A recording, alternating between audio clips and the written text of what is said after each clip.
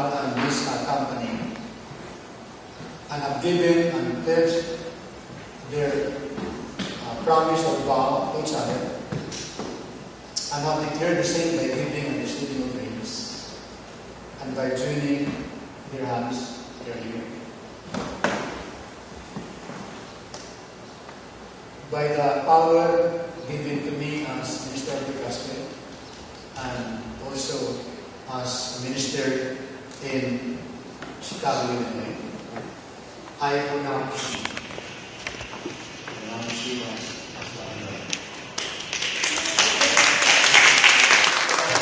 In the name of the Father, and the Son, and the Holy Spirit. Amen. I'd like to pronounce a benediction for you from Numbers chapter 6. It says, "The Lord bless you and protect you. The Lord make his face shine upon you and be gracious to you.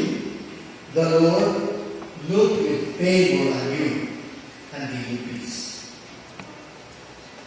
And God's people said, Amen. Amen. Amen. You can now please celebrate.